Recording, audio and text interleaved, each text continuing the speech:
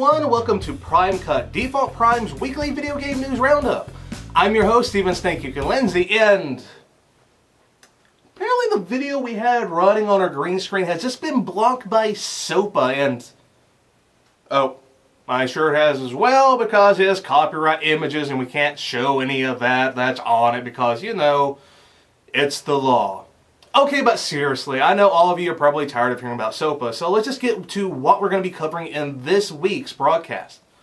First of all, we're going to be talking about how Max Payne 3 is being delayed till May. Also, we're going to be talking about how Mortal Kombat is coming to the PS Vita.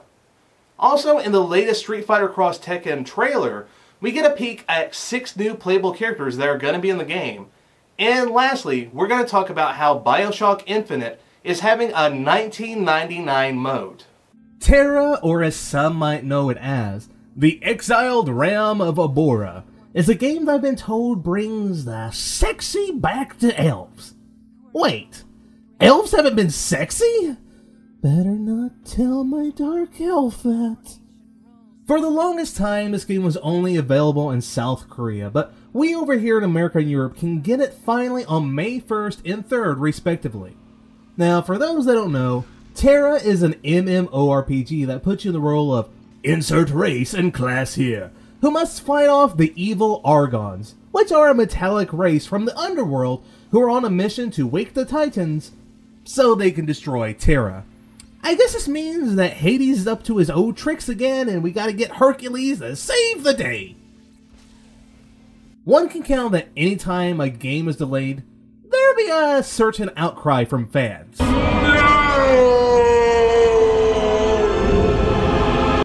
Max Payne 3 has been delayed again, all the way from March to May. At least it's not too long of a wait.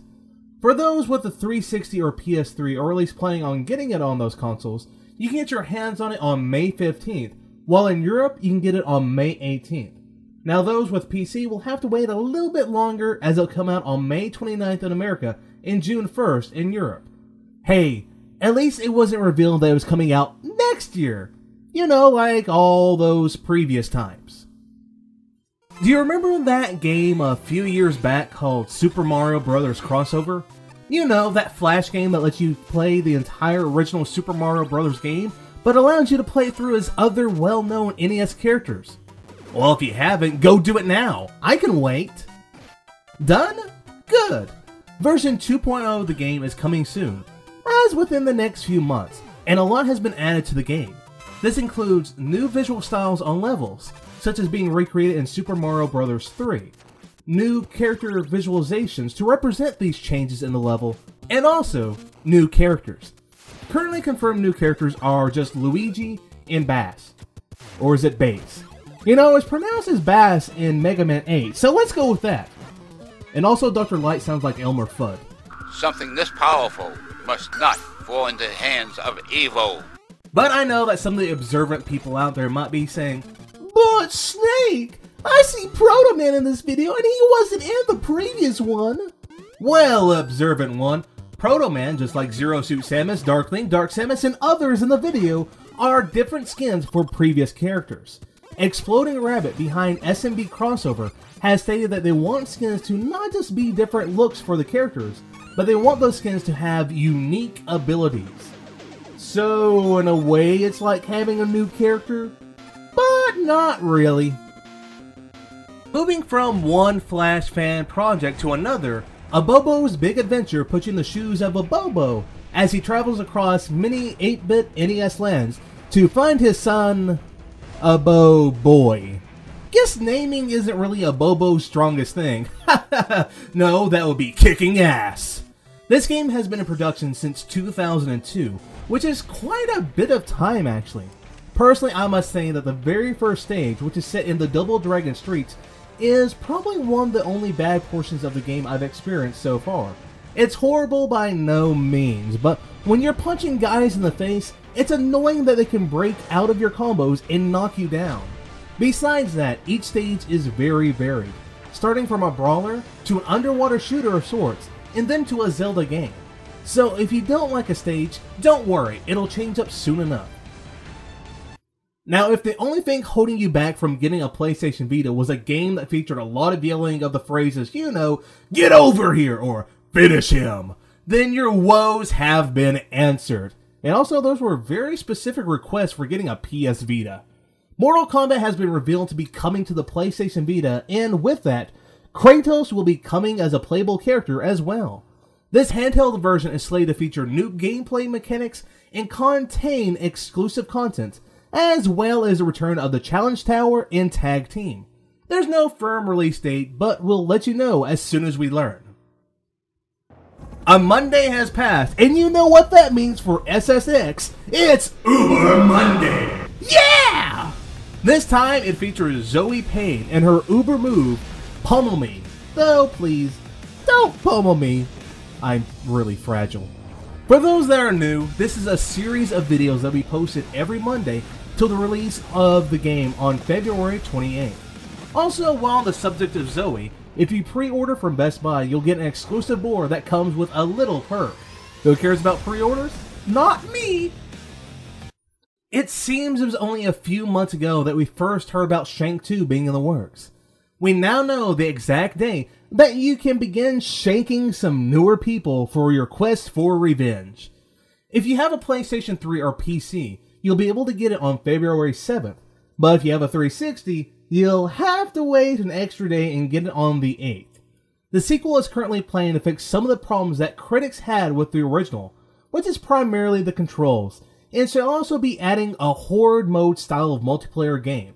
If you're interested, you can get it for $10 or 800 Microsoft Fun Points. Man, we just keep getting more and more reveals for this game. Not that I'm really complaining or anything. This time around we got 6 new reveals.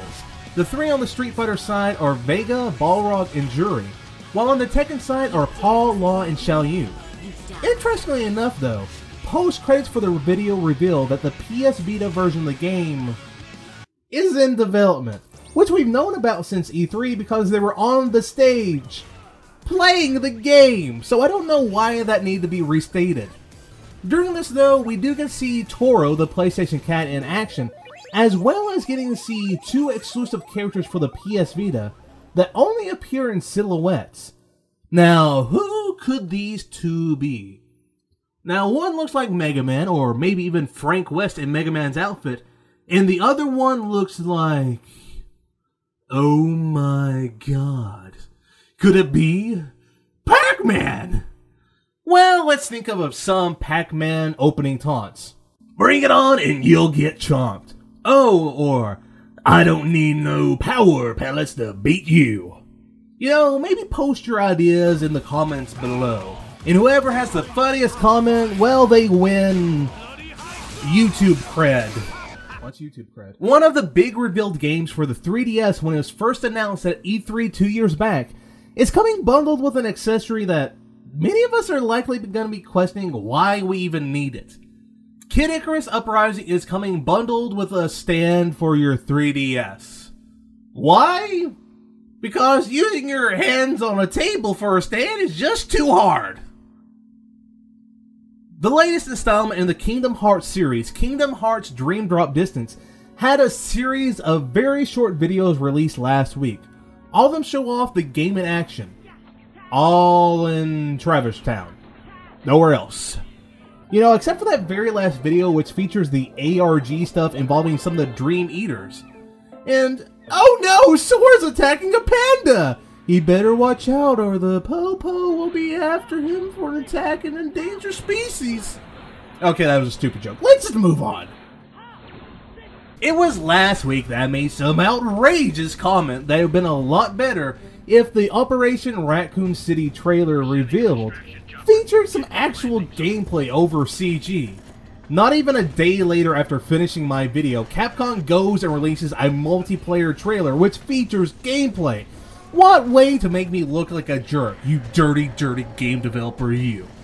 Anyways, for the trailer itself, it shows off the various modes that there are in the game, such as Team Deathmatch, a survival-esque mode, a take on the Capture the Flag that involves you getting the G-Virus, and a mode where you fight beside iconic Resident Evil characters, such as Leon, Ada, Jill, Claire, and I believe I might have saw Hunk.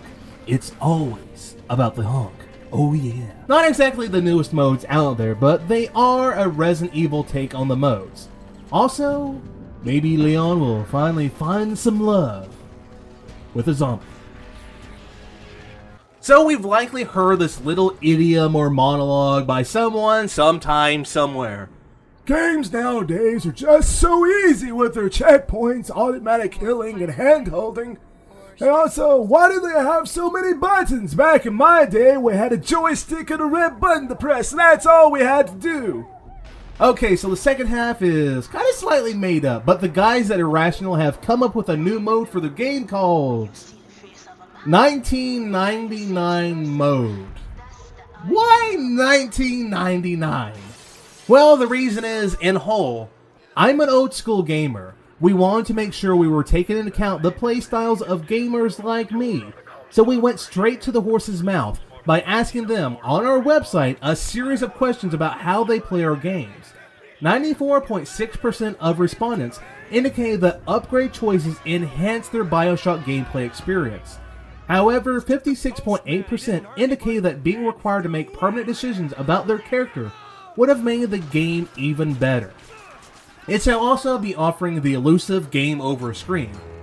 None of that still explains why 1999 mode. Why not the 90s?